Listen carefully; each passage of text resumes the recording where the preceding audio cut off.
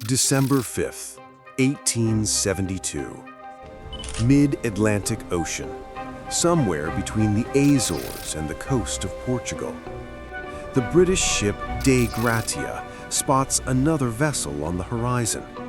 But something's wrong. The ship is drifting, sails torn, no one at the helm, no response to signals. When they board the ship, they find something that defies explanation. The ship is fully stocked, food for 6 months, fresh water, cargo intact, personal belongings untouched. But the crew? 10 people, including a mother and her 2-year-old daughter, have vanished. No bodies, no signs of struggle, no explanation. This is the Mary Celeste, the most famous ghost ship in history. And for over 150 years, no one has been able to explain what really happened. Until now. Because I'm going to walk you through every detail, every theory, and every piece of evidence. And by the end of this video, you'll understand why this mystery is more terrifying than any ghost story. My name is Hasib Rajput, and this is the true story of the Mary Celeste.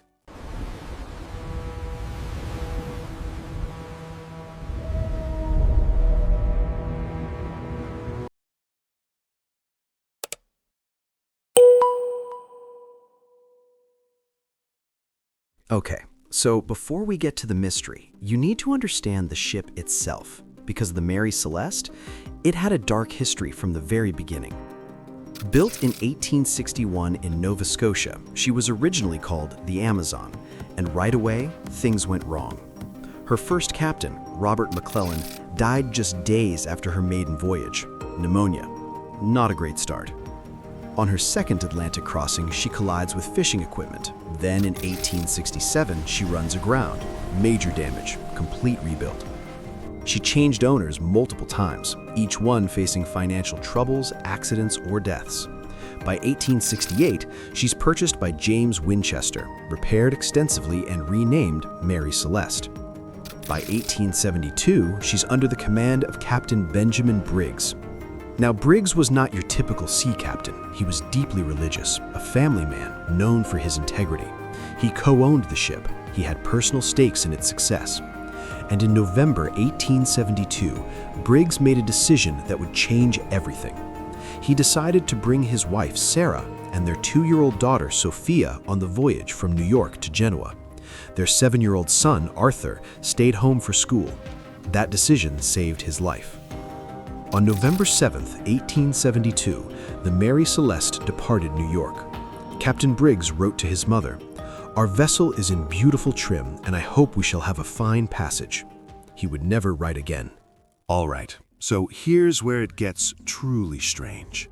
On the same day the Mary Celeste left New York, another ship, the De Gratia, also prepared to sail. Her captain was David Morehouse. Now here's the thing.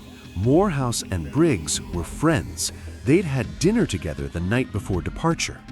This detail will become important later.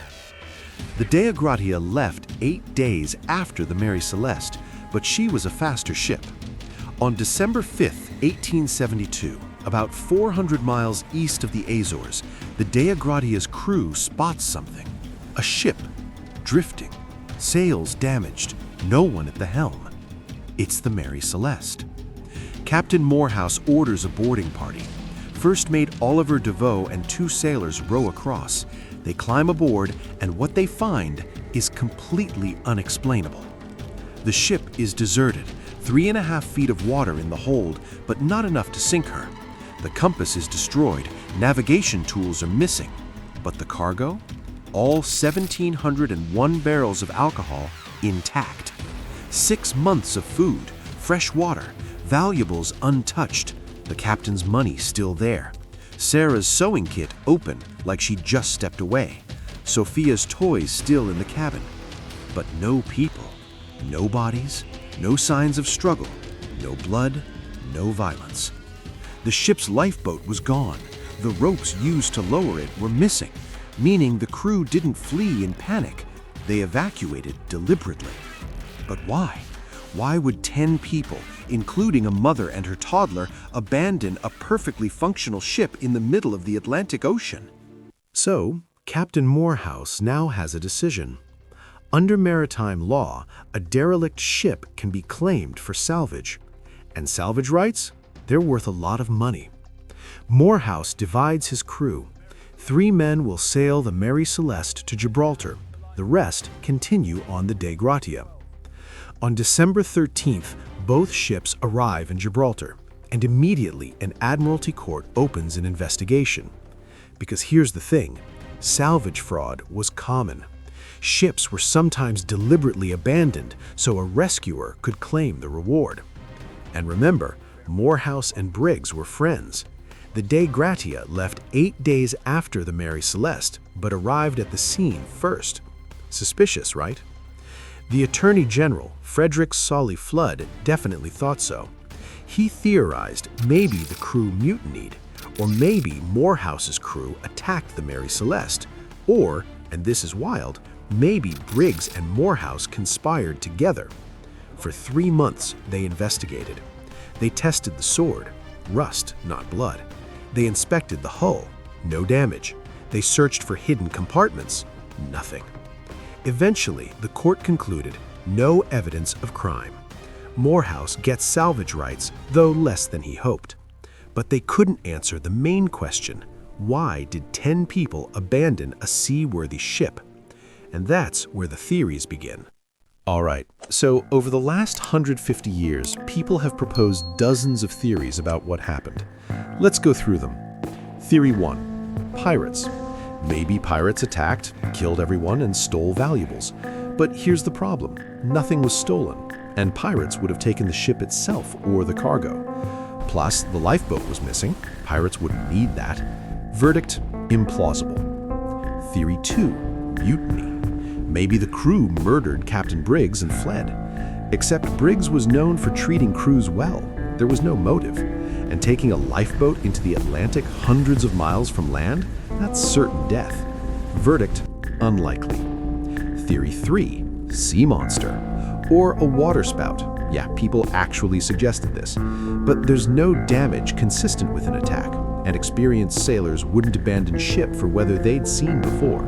Verdict: fanciful. Okay, now we get to the theories that actually make sense. Theory 4. Seaquake. An underwater earthquake could create sounds or sensations that made the crew think the ship was sinking. This is possible, but there's no recorded seismic activity in that area at that time, and experienced sailors would investigate before abandoning ship. Verdict: speculative. But this next one, this is the most scientifically plausible explanation. Theory 5. Alcohol fume explosion. Remember, the cargo was 1,701 barrels of denatured alcohol. 9 barrels were found empty or damaged. What if alcohol fumes leaked into the hold? Alcohol vapor is invisible but highly flammable. If Briggs opened the main hatch to inspect the cargo or heard a small explosion, he would have feared the entire ship was about to blow. So he orders everyone into the lifeboat. The plan: wait at a safe distance, then return once the danger passes. But here's the fatal mistake. If they tethered the lifeboat to the ship with a rope, which would be standard procedure, and rough seas snapped that rope, the lifeboat drifts away. They're stranded, and they die. In 2005, scientists at University College London actually tested this. They built a scale model and simulated alcohol vapor buildup. Result: under certain conditions, alcohol vapor creates a flash explosion, a brief fireball that leaves no scorch marks but produces a terrifying blast. If Briggs saw that, evacuation would seem completely rational.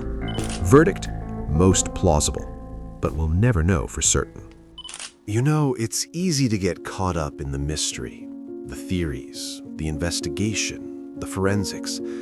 But we need to remember, these were real people. Captain Benjamin Spooner Briggs, 37 years old, a devout Christian, a family man, known for his fairness and competence. He'd been married to Sarah for 11 years. They had 2 children. Sophia was only 2 years old. She had her whole life ahead of her. Arthur, their 7-year-old son, stayed home for school. That decision saved his life, but it also made him an orphan. Arthur lived the rest of his life, 60 years, never knowing what happened to his father, his mother, or his little sister. He died in 1932, still without answers. And then there were the 7 crew members, each with families, each with dreams, each trusting Captain Briggs to bring them home safely.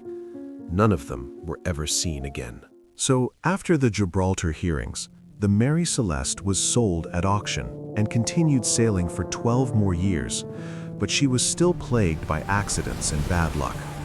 Finally, in 1885, her owner deliberately wrecked her on a reef near Haiti in an insurance fraud scheme.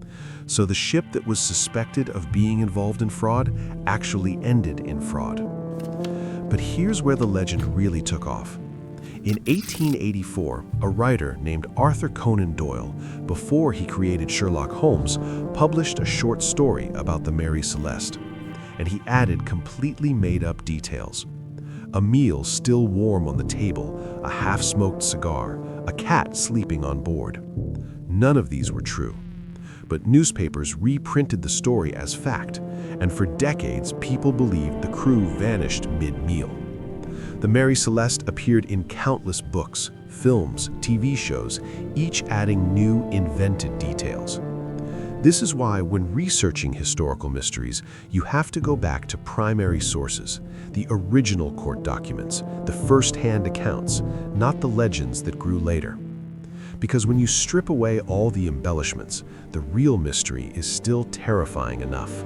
So you might be wondering, with modern technology, haven't we solved this by now? Well, researchers have tried. In 2005, Dr. Andrea Sella at University College London conducted experiments testing the alcohol fume theory.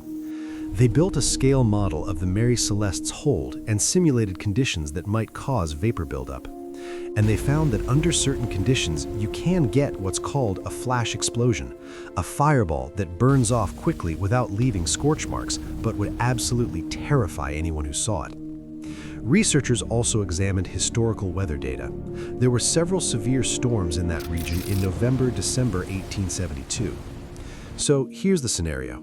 Briggs sees or hears an explosion in the hold. He orders evacuation. They get in the lifeboat, tether it to the ship. But a storm hits, the rope snaps, they drift away. The Mary Celeste continues on autopilot. The lifeboat, overloaded with 10 people, capsizes in rough seas. It's the most scientifically supported explanation, but it's still just a theory. We'll probably never know for certain. So why are we still talking about this 150 years later? I think it's because the Mary Celeste represents something fundamental about the human experience. We live in an age of instant information. We expect answers. We demand explanations. We Google everything. But the Mary Celeste denies us that. It's a mystery that refuses to be solved. And it reminds us how small we are. The ocean is vast, indifferent, powerful. Even with all our technology, our satellites, our computers, people still vanish. Malaysian Airlines Flight 370. Ships still disappear. The ocean keeps its secrets. But there's something else. This isn't an abstract puzzle. It's 10 people. A father who wanted to give his family an adventure. A mother who trusted her husband. A 2-year-old who didn't understand what was happening. We imagine their fear, their final moments, and we want to believe they didn't suffer, but we'll never know. And maybe that's what haunts us most. Not the mystery itself, but the reminder that some questions don't have answers. That sometimes, despite everything we know, despite all our technology and science, the universe still says, no, this one you don't get to understand. I want you to imagine something with me. Imagine you're Captain Benjamin Briggs. You've done everything right. You're an experienced captain, your ship is sound, your crew is competent. You've brought your wife and daughter, because this is supposed to be safe, a routine voyage. And then something goes wrong. You open the cargo hatch, you see vapors, you hear an explosion. Your training kicks in. You make a decision. Evacuate temporarily. You'll return when it's safe. You tell Sarah to grab Sophia. You tell the crew to prepare the lifeboat. You believe you're saving everyone. You climb into the lifeboat. You tie a rope to the Mary Celeste. You watch your ship drift beside you. And then, a wave. The rope snaps. The ship drifts away. You're in a small lifeboat, 10 people, hundreds of miles from land in the middle of the Atlantic Ocean. Sarah is holding Sophia. The crew is rowing, but you know no one is coming. You watch the Mary Celeste disappear over the horizon, and you understand you've just made the last mistake of your life. That's likely how it ended. Not dramatically, not mysteriously, just a rational decision, a snapped rope, and the cold, indifferent ocean. The Mary Celeste sailed into history on December 5th, 1872. 10 people vanished. Their bodies were never found. Their final moments remain unknown. For over 150 years, we've searched for answers. We've tested theories with modern science. We've debated, analyzed, speculated. And the most likely explanation is both simple and tragic. A flash explosion scared them into evacuating, and a snapped rope left them stranded. But we'll never know for certain. And maybe that's okay. The Mary Celeste reminds us that not every mystery can be solved, that sometimes the universe keeps its secrets. So what do you think happened? Do you believe the alcohol explosion theory, or do you have another explanation? Let me know in the comments. I read all of them. The abandoned seas still hold their mystery, and the Mary Celeste still haunts us. Thanks for watching. If you enjoyed this deep dive, make sure to subscribe. I've got more unsolved mysteries coming. Until next time, stay curious and remember, the ocean never forgets.